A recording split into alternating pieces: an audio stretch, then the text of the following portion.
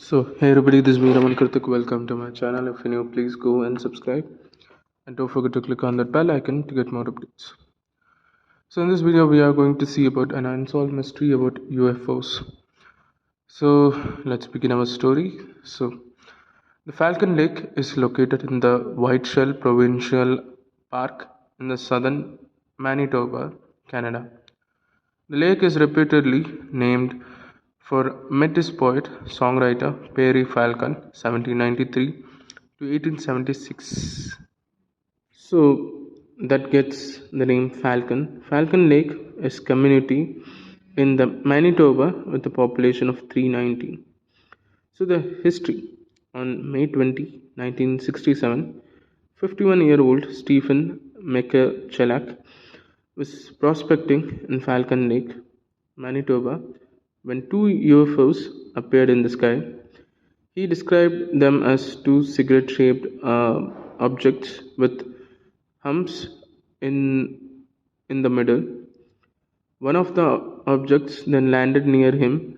He looked to see if there were any identifying marks on it, but he did not see any. He assumed that it was an experimental vehicle from the United States. A few seconds later, the door on the craft opened and he heard voices inside the craft. He tried to speak to the operators of the craft in English, Russian, Polish, and German, but received no response to all of them. As he walked closer to the door, the light emitting from the inside became so bright that he had to snap down the visor on his safety goggles. Then the door suddenly shut. He tried to touch the craft but was burned by its exterior. The craft rotated clockwise and he noticed a grid-like exhaust vent on the side of it, which shot out a large amount of gas that set his clothes on fire. Mysterious burns also appeared on his body. The UFO then went up into the sky and flew away. Stephen was disoriented as a result of the incident.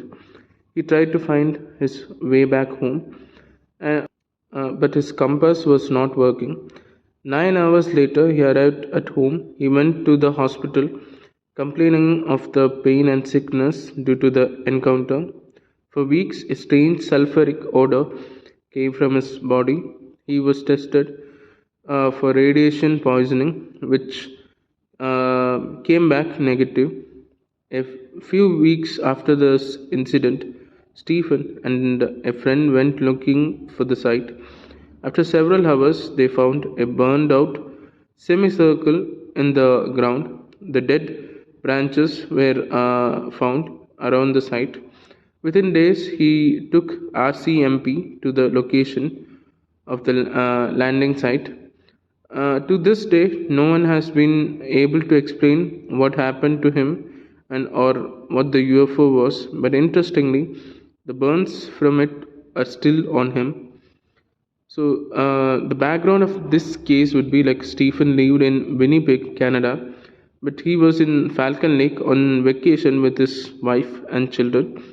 On the day of his encounter, he reportedly described his encounter originally to the Winnipeg Tribune.